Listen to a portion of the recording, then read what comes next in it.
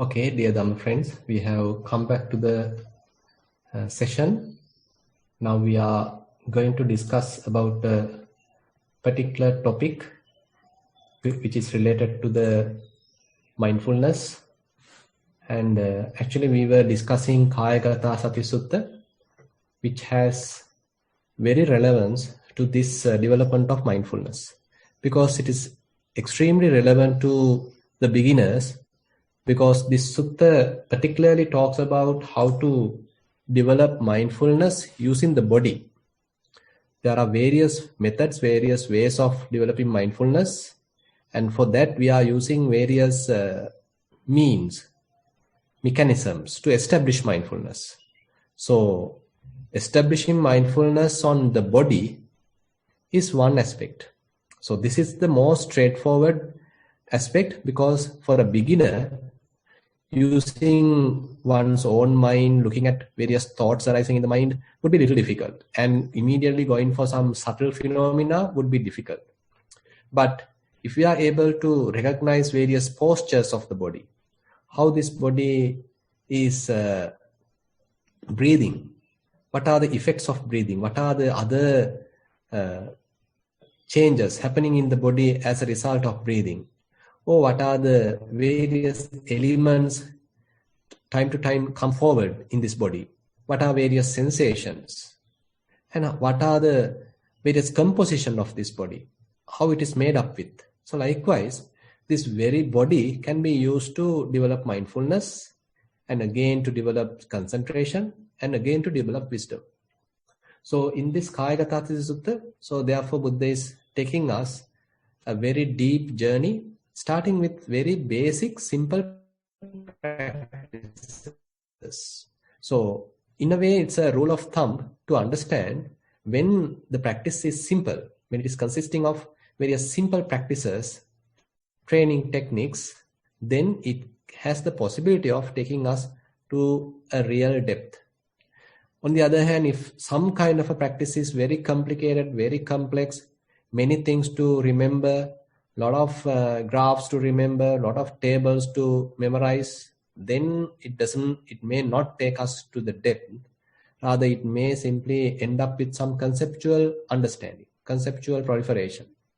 But on the other hand, if any practice consists of very simple, direct experiences, paying attention to very direct, simple experiences, it has the possibility of calming down the mind and looking inside, diving deep, and to understand the inner traits and to come up with a lot of wisdom. So Kayagata Sati Sutta actually consists of such very direct methods which we can apply to develop mindfulness, and once mindfulness is established, we can further use it to develop clear comprehension, and that actually operates as a seed of wisdom, and as a result we can further develop wisdom as well. Now we get into another topic in this sutta, that is dealing with the jhana. You know, if we are able to develop anapanasati, there is a possibility of arising of a nimitta, arising of a sign, which actually will be capable of bringing us to some deeper concentrated levels. So once a while having that kind of a buffet would be very joyful, because nowadays a lot of disturbing news is spreading, and a lot of kind of depressive ideas may be popping up. So therefore, time to time have this kind of a blissful experience would be a wonderful escape from our this kind of a suffering world. But now, actually, in this section of this sutta, Buddha therefore appreciate various jhana, various absorptions, and giving us various similes. So in a way, enticing ourselves, encouraging ourselves to experience all these various absorptions. Actually, it is not that easy to develop higher concentrations, because it needs lot of training. And on the other hand, if we are to practice vipassana, jhana is not a must. So if we have a fair amount of concentration, with that concentration we actually can get on to vipassana, and jhana is not a must. But if one is having some experience of jhana, so that also is an added experience, added value to one's own practice. Now, last time we discussed about the first jhana, and as I said, it has 5 components, 5 jhana factors. Based on that, we can say it is the first jhana. Say, for example, when mind is concentrated on the nimitta, concentrated on the sign of concentration, so we again and again applying our attention to that concentration sign. Again and again, we are applying the mind. Again and again, we are applying the mind. So this applying mind, applied thought is called vitakka. So that characteristics is present in first jhana. And again, once the mind is applied to that nimitta, concentration sign, then the mind is very much like rubbing on that nimitta, rubbing on that concentration sign. Mind is examining it, keeping with it, associating it. And kind of a movement is there, kind of a very slight movement, just being with that concentration sign. And that is called kind of a observation, kind of a vichara, sustained thought. So we are, once the mind is applied to the concentration sign, so we are roaming around. We are simply associating it. We are simply behaving with it. So this is a sustained thought called vichara. Now, if we are able to concentrate very well like this, then all the past memories, future plans, daydreaming, fantasizing, all these unnecessary parts will be dropped. So they will be simply discarded and mind become very lighter. A lot of heaviness is dropped, discarded. As a result, the mind become very lighter, and as a result, mind become happy, joyful.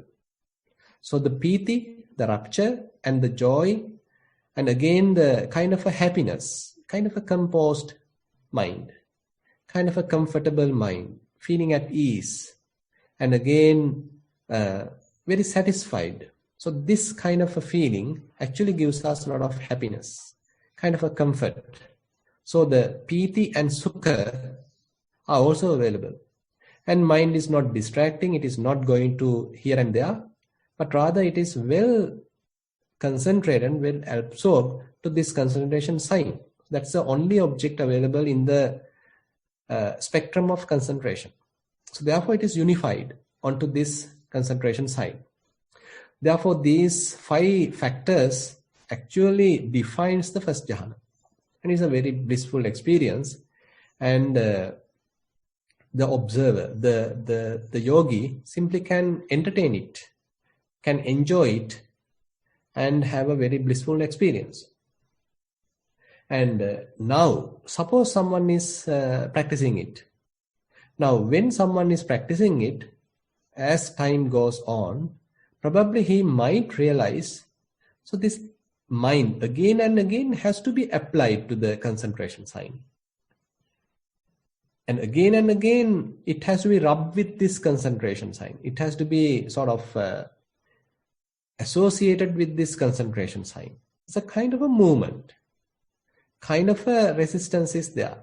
Kind of a friction is there. Because one has to apply the mind. And when we train the mind, actually the mind does it by itself. We don't need to really intervene.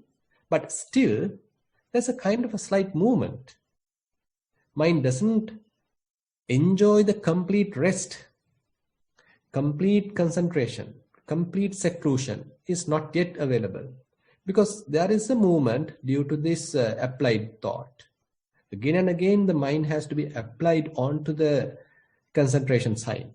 And once it is applied again and again, the concentration sign being very much like touched, very much like rubbed by the mind. So that also is kind of a friction. So one will understand, so these 2 factors are a little troublesome. have some disadvantages. It is disturbing the mind.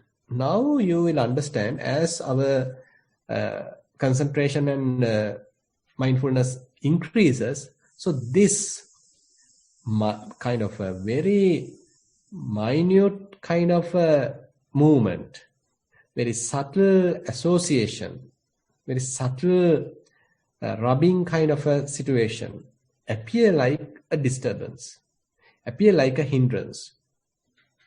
So as a result, one will drop those two.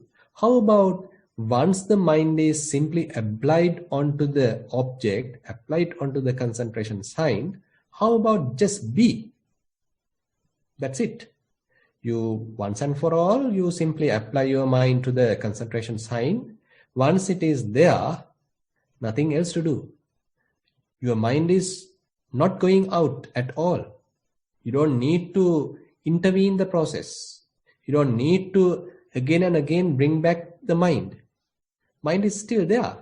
Mind is well concentrated. Mind has become singles. Mind has become sort of unified with this concentration sign. So if such possibility is available, that would be much more advanced or fairly mature when compared with the previous experience. So therefore, in the second jhana, one will simply discard this applied thought and the sustained thought. Vitakka and vichara will be stilled. So once it is applied, no more. Only once you have to apply it, and after that there is no any other application of mind. It is already there. It will be there for fair amount of time. There is no movement at all. Now kind of a unification happened, and kind of a singleness of mind happened, and therefore one has a lot of self-confidence.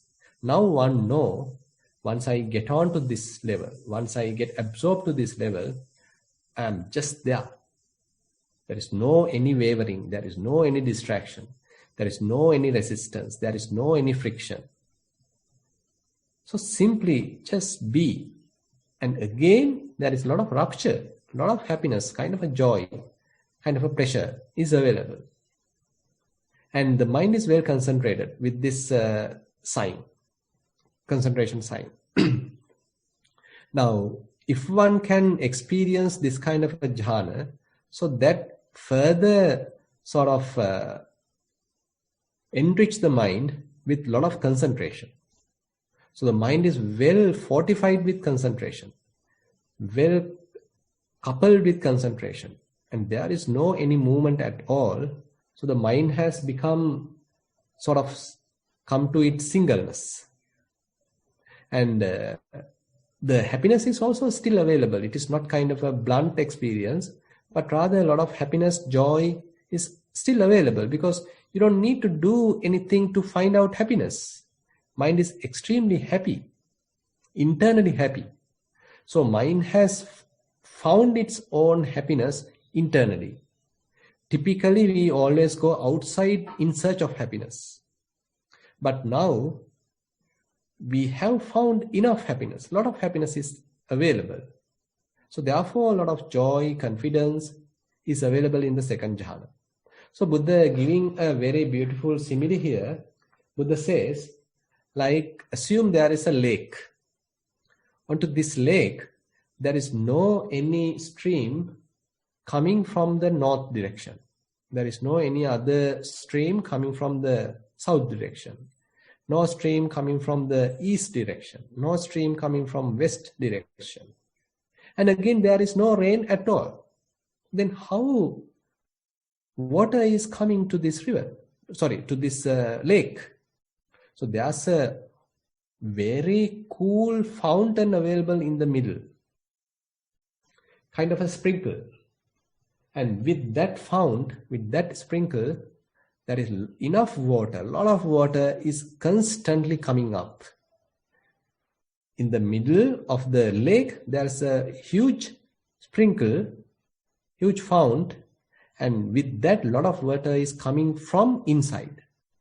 And as a result, the whole river spill. whole lake spill. And the water is coming up and it is spilled out.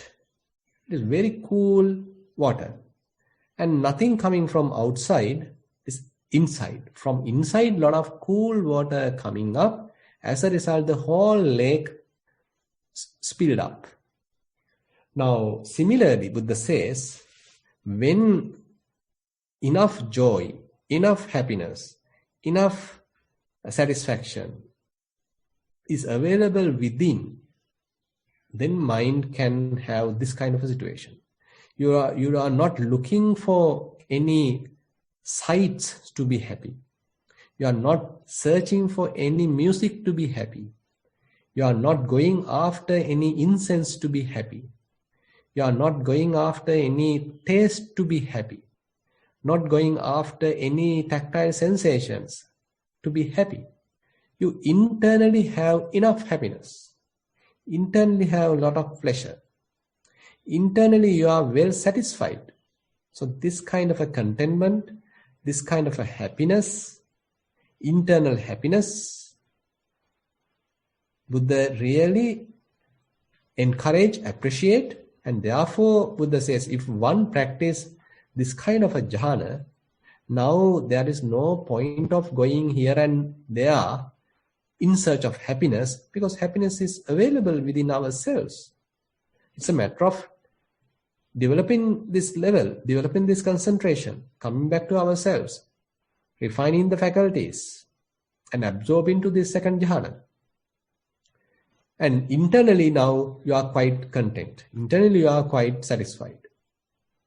So if one practices this kind of a jhana, that also Buddha says will helps to discard all the mundane, worldly kind of thoughts.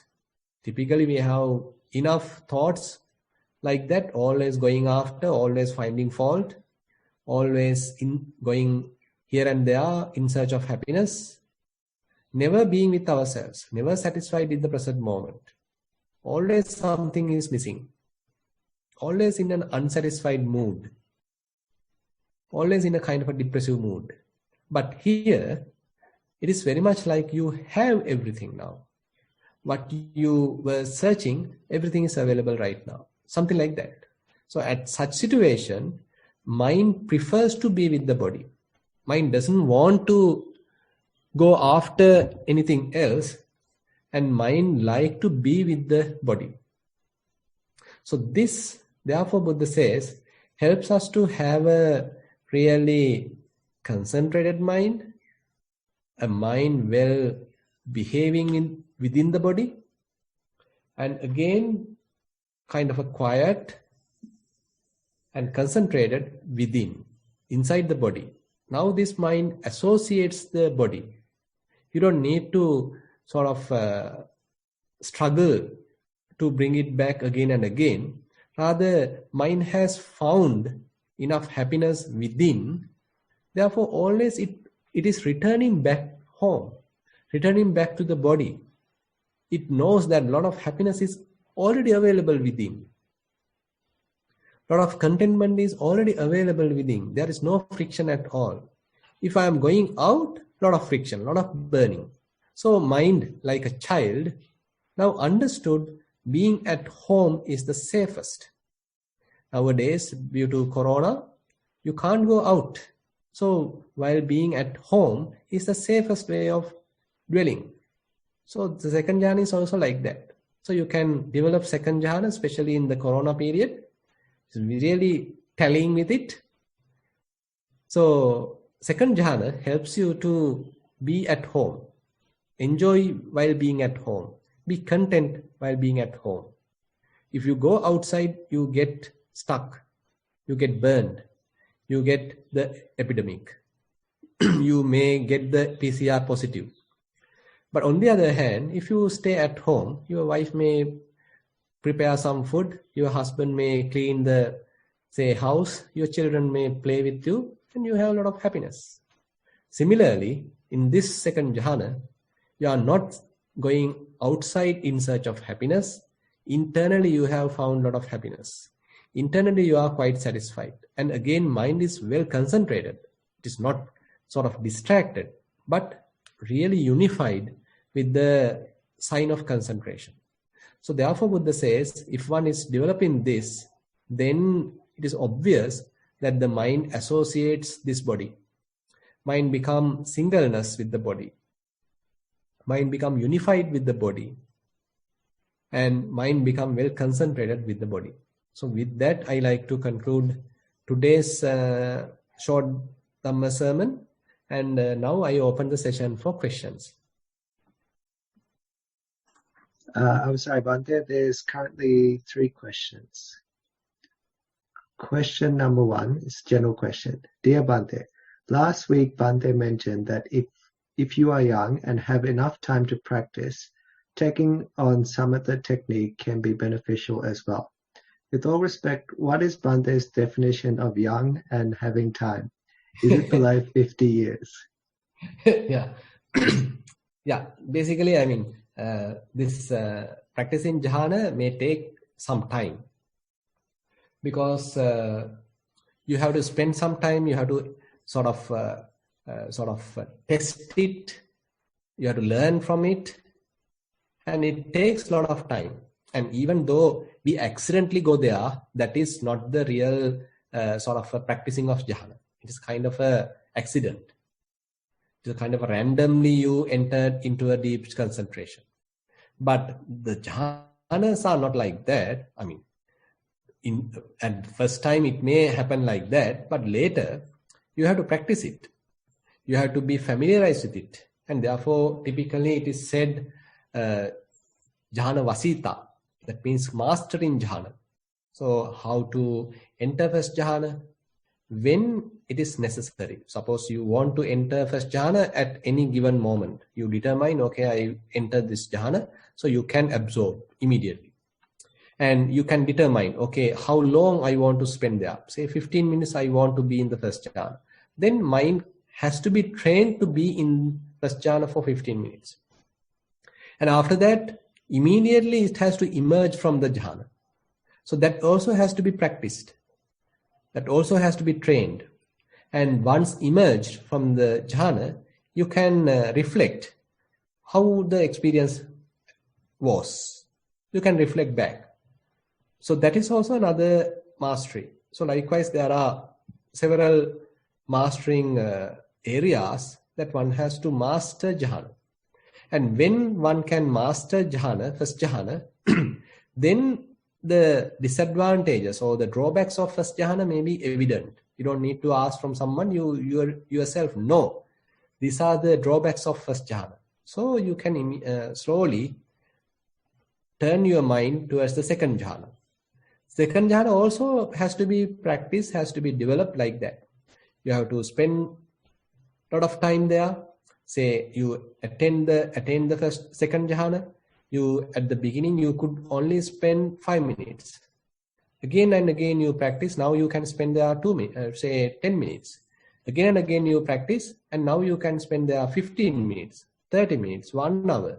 So likewise you have to expand the being in this jhana, and how you can properly be there without getting distracted, without emerge prematurely. All these things we have to train. And that is why it is taking long time. It is not easy. And suppose you, after the mastery of second jhana, suppose you simply want to go to first jhana. Are you immediately attain first jhana? And if you want to now switch to second jhana, are you able to discard the first jhana factors, applied mind and the sustained mind, applied thought and the sustained thought? Are you able to drop those two and then attain the second jhana? And are you able to be there for a considerable or determined time period? And after that, automatically are you able to emerge from it? And can you reflect the jhana factors, the experience you had while being in the jhana? So likewise, you have to master the second jhana. Then you have to master the third jhana. So likewise, this jhana mastery is a lifetime process, not an easy job. So there are many Hindu yogis who consider attaining jhana is the goal of the practice. So they spend their whole lifetime practicing this, whole lifetime mastering jhana. But Buddha says, even though there is a lot of bliss is there, even though a lot of enjoyment is there, it is simply a temporary enjoyment. In the maximum, it will take you to the Brahma realm. That's all. But there is no any reduction of defilements. There is no any cutting off of defilements. So that is the disadvantage. So you may spend the whole lifetime practicing jhana, mastering jhana, and you can even go to a Brahma realm. But again, once the power of concentration is ceased, again you have to come back. Again you may come to a celestial realm, again you may come to a human realm, and from that you can even drop to a hell realm. So then in summary, even though these jhana practices giving a lot of inspiration and a lot of blissful experience, it is so temporary. And again, people have kind of a attraction towards them. But on the other hand, what is unique to Buddha? So that is the vipassana. So Buddha's teaching is primarily giving emphasis on the vipassana, development of the wisdom. So that is where the complete liberation is possible. That is where the complete freedom is possible. So that is why Buddha is encouraging us to develop 4 foundations of mindfulness, to develop the 4 noble truths. So that is where the freedom is possible, available. That is in the insight practices.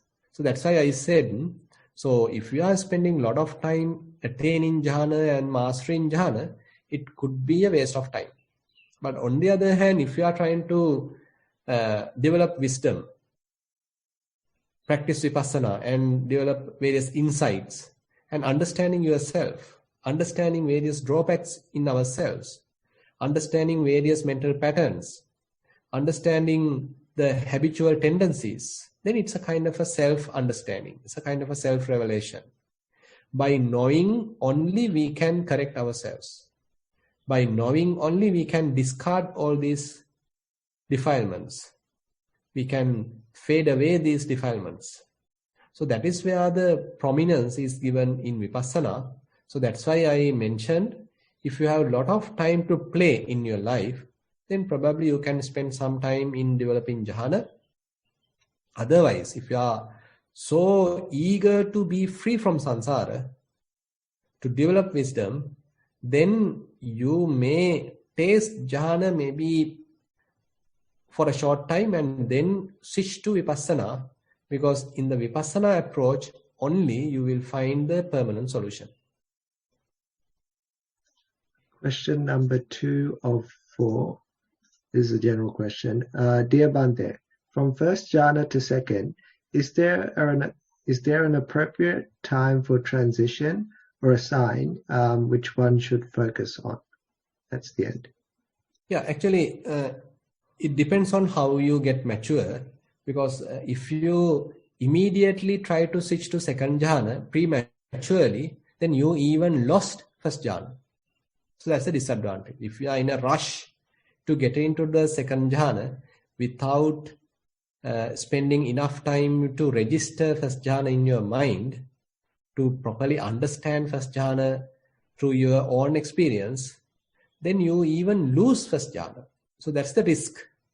So therefore, first you have to spend fair amount of time in first jhana, mastering it and understanding how it is, what are each jhana factor, recognizing, understanding each and every jhana factor. Then only you will understand the drawbacks. Then only you will understand what it is, this vitakka, what is this vichara, what is piti, what is sukha, what is ekaggata. All these jhana factors has to be well recognized, should understand properly. Then only it is possible to drop some heavy ones or the rough ones. and only enjoy the refined ones. So the first two jhana factors, as we develop first jhana, will appear like gross, will appear like kind of a hindrance, will appear like sort of a friction to the mind. Then the yogi naturally will drop the first two jhana factors, and he may like to dwell in second jhana. So this is like a kind of a maturity happening within the yogi's mind. So rather than trying to immediately jump to second jhana, therefore it is better to spend some time in first jhana, enjoying it, understanding it, properly recognizing all these five jhana factors, understanding them, and as a result, slowly you will discard first two jhana factors and then attain second jhana. That would be the most healthiest way of attaining second jhana. Question number 3 of 6. This is for mindful walking.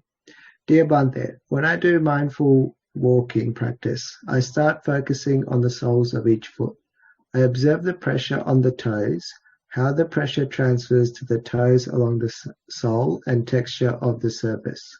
I also observe the hot and cold nature on the soles. I start with left and right notation, but after some time I can distinguish the differences and the noting drops. For about 5 to 10 minutes, these observations are really vivid and informative.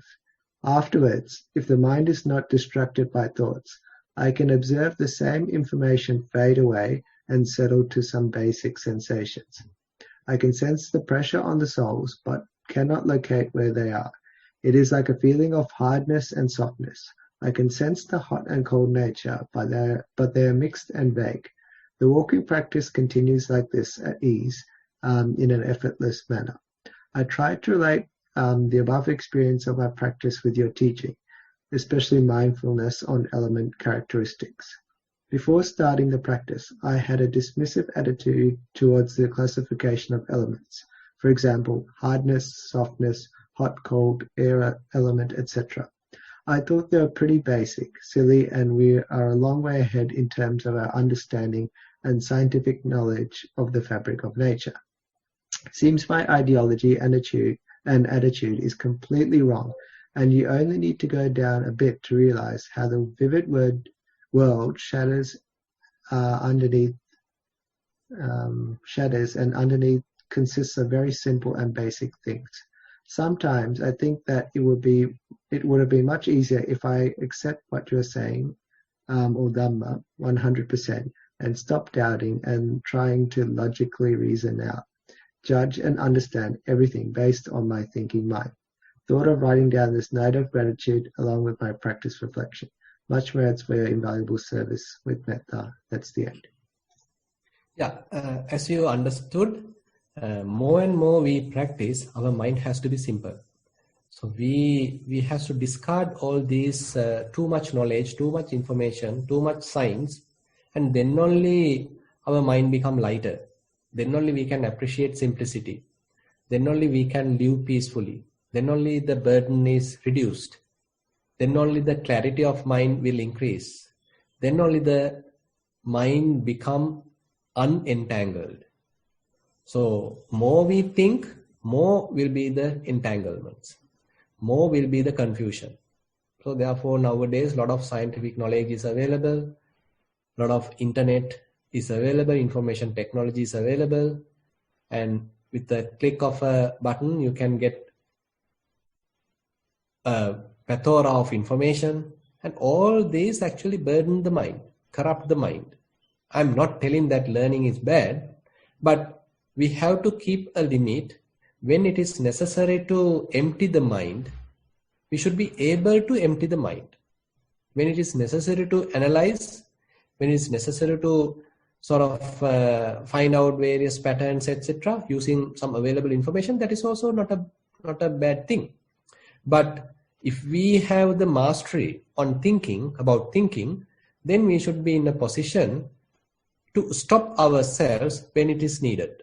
If we become kind of a victim to sort of vicious thinking, various thought patterns, thinking patterns, then we are sort of becoming helpless. So that's why the practice helps us to understand all these drawbacks and to discard unnecessary thinking, unnecessary burdens. And then our mind becomes happy, comfortable, peaceful, clear, and having less entanglements. And clarity of mind is available. And more you understand that, and you will understand the practice also is leading towards that. More and more the techniques being used in the practice become very simple. It's very profound, by the way, very deep, very profound. But if we consider the tactic, it is very simple, very direct. So therefore, as you have mentioned, while walking, if you simply cannot understand the place of the foot and all these names what you have previously given, that is well and good. Don't try to find them. Don't try to impose those names. Don't try to paste any label. Rather, discard all those conceptual ideas and simply be with this present experience. Simply be with this moment. Simply be with this sensation. And simply observe how they are behaving. So, just to give you another way of explanation, suppose if we consider ourselves, so we have a lot of designations, we have a lot of titles, we have a lot of skills, we have a lot of wealth, we have our own identity card, we have our CV, we have a lot of degrees, so much of identification, so much of complexity. But when Buddha says there is nothing, what is available are merely 6 elements. And only in this body, if we consider, it is simply 4 elements. When we say like that, it's a kind of a radical reflection. It's a kind of a radical explanation, statement, because now you have to discard all those titles, all those designations, all those social status, all your past degrees and etc. and come back to this simple, direct, vivid 4 elements. Nothing but elements. So it's an utter simplicity. Buddha is taking us to a very direct simplicity that this whole experience, whole physical experience is nothing but elements. So if you are able to come to that kind of an understanding, so you will easily reduce grasping. You will easily reduce holding. And your mind become very clear, free from friction, and a lot of happiness is available, a lot of peace is available, and you will understand unnecessarily we are complicating the situation.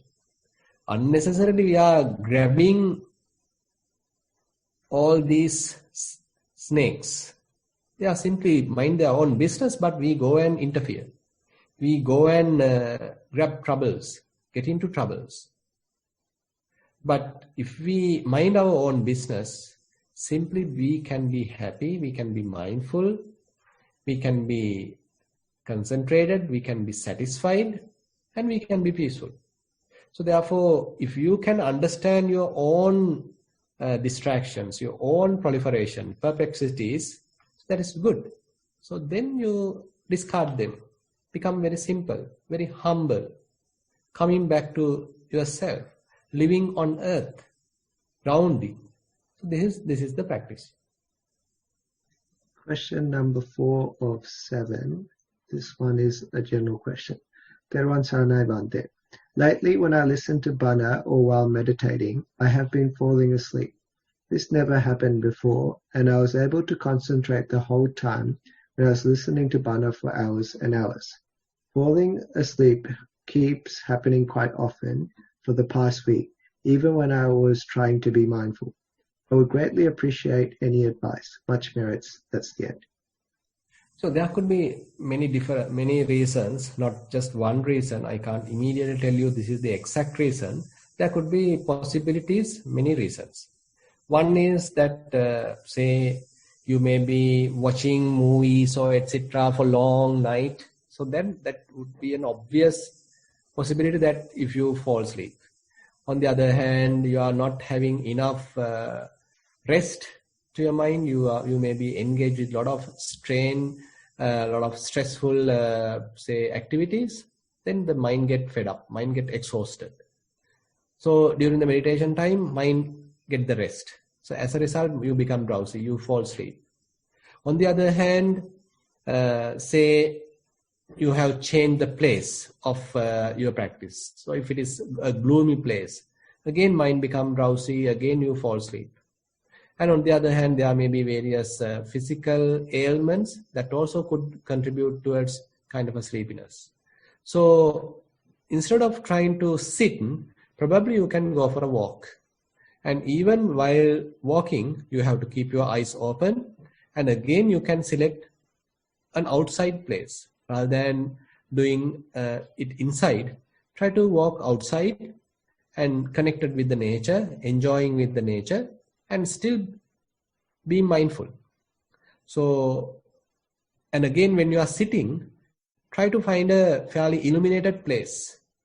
Not a kind of a gloomy place, kind of an illuminated place, so that a lot of light is available. You feel awake. And when the mind concentrates, still you can be awake. Because, when there are some irritations available in the mind, when there are excitement available in the mind, then you can't sleep. But on the other hand, if the practice is taking you to a lot of peace, tranquility, then there's a possibility of falling asleep. So you have to verify all these things. You have to check all these possibilities and find the right solution. Question number 5 or 7, I think, is a general question. Dear Venerable Sir, thank you so much for the explanation of Patinisaggo last week. I contemplated on this meaning this week from time to time. If I understand correctly, does this mean letting go on trying? Does this mean letting go on trying to running behind? I think the way it reads is: does this mean letting go or trying to run behind desires without satisfying it, or does it automatically happen? Trying to get this to my life, I'm trying to use materialistic things only for the need. But from time to time, my mind asks for things, and I can see it running behind. Would you please give some advice on how to find the fine line between need and wants? Much merits, kind regards. Thank you. That's the end. What is the last statement, Chatu? Your mic muted. Sorry, the last, I guess the question is, would you please give some advice on how to find the fine line between need and wants? And I guess that's right. The question. This actually vary. At the beginning, you may have a lot of needs and you therefore acquire so much things. And while you develop mindfulness, at one given time, you will understand these many things are not necessary. It's too much to look after. It's a kind of a burden. At that time, you like to give up. You can like to donate. And when next time you go to the supermarket, then you feel it is not essential. Only the necessary part you buy. So likewise, don't expect sort of a hard line immediately. So this line may vary. At the beginning, you have say 100 needs. And with time, it may reduce to 90 needs. With time, it reduces to 50 needs. So likewise, so your essential needs, essential wants are going to be a kind of a changeable factor, not a fixed factor. And be flexible on that. And don't try to sort of immediately get on to a rough decision or to blame yourself, telling that you are having too much things, having too many desires, and you should not have all these. So if you are trying to too much apply various theories onto your mind prematurely, then it will be kind of a burden to yourself, and you are not enjoying them. But on the other hand, if you indulge so much, so that is the opposite, where you are not recognizing what is necessary. You are always going to the supermarket, always going to the whatever the places, and buying, acquiring. So that is the other end. So find out the middle, what is really needed, what is really necessary, what is really essential, and then you can find the line, what is applicable right now. Question number 6 of 7. This is for mindful sitting. Dear Bhante, when the mind settles and the breath fades away, I always observe random thoughts, sometimes slightly and sometimes engulfed with them. From where do these thoughts arise, Bhante? They're not based on my intent, as my intention clearly was to settle the mind without thoughts before I start.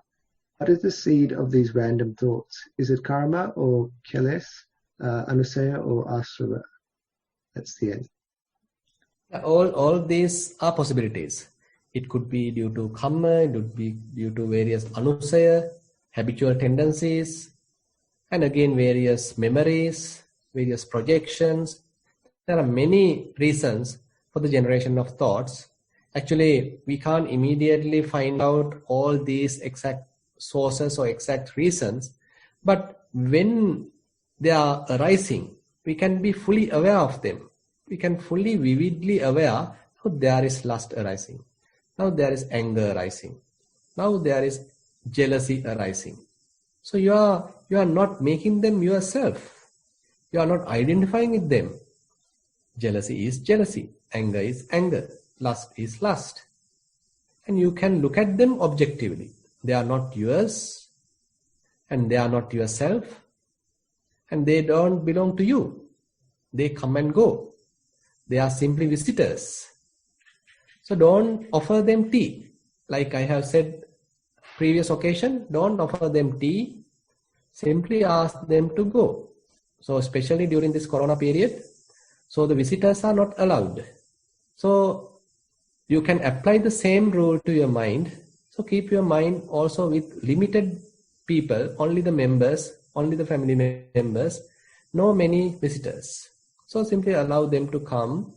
Don't resist by the way. And once they come, don't struggle. And you simply be mindful about them, but don't encourage them. Don't offer them tea. And then they will go. Question number 7, and I think this is the last one, is a general question. Dear Bhante, I managed to keep my mind devoid of any thoughts for quite a while today. I feel I am improving and my concentration is increasing gradually. I understand now by making the mind devoid of friction that I can raise the concentration of mind. I understand now the importance of a good teacher because all this time, although I tried, I felt I was getting lost and I could not feel the improvement. I wanted to share my experience and offer merit to you for your excellent guidance. Thank you. That's the end. Okay, you're welcome. So kind of a rule of thumb is that our mind has to become very simple, not burdened and not entangled. The clarity of mind has to be increased, and you have to feel peace. You have to feel at ease and feeling comfortable. So this and less attachments. So then we are in the correct direction. Yeah, so you can keep your practice, and I encourage all of you to practice. So Buddha's teaching helps us to have this clarity of mind, unentangled mind, unburdened mind, and defilement-free mind. So that is, in a way, the freedom from suffering. So with that, I think we can conclude today's session. Thank you very much for participation, and I look forward to meet you all on next Sunday. Thank you very much for participation. Thank you, Bhante. I just have 2 quick announcements. I might just share my screen. Just give me a second.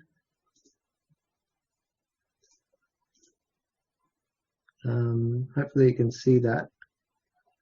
So actually the first announcement was, I think the UK have gone to, I guess, daylight saving sort of time or some sort of time change. So we just want to get some feedback if the time is still suitable for you. Just put some comments in or send us an email. But I guess the main thing we wanted to actually talk about, the second announcement, is the end of year retreats. So usually we do have retreats in Australia at end of year, and that's usually handled by Venerable Dhammajiva. Because of Corona, there won't be any physical travel by Bhante, but there are some retreats that we're running. They'll be done virtually. So physically, the people will go to a location in either Brisbane, Sydney, or Canberra, and you'll be practicing, but all the interactions, just like this program, will be done virtually. So there'll be still the discussion and also the theory discussion, I guess. So not much different to this program, technically. So if you do want to join into the programs, please drop an email. So there's a couple of different people running it for each region. And I believe the one in Canberra, Bhante, I believe you're running this one. So this is going to be a completely English retreat, and also aimed towards younger sort of people, from what I understand. So yeah, look, if you got any questions, just drop us an email or send us a message, and we'll give you further details. Just stop this for a second.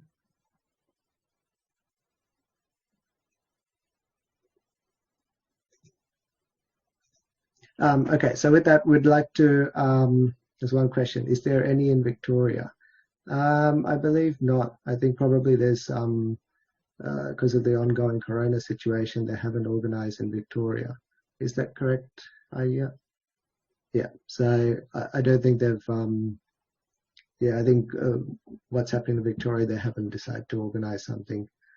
So I guess depending on the situation, you might be able to join into Sydney or Canberra. There's also limited places, so make sure you actually register if you're interested.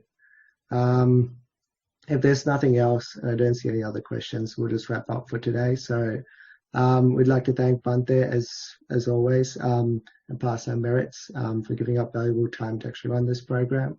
Also to all the people behind the scenes, seen and unseen, for helping to organise and run this program.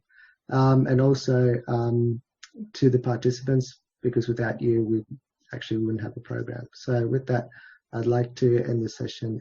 Thero Nissarana.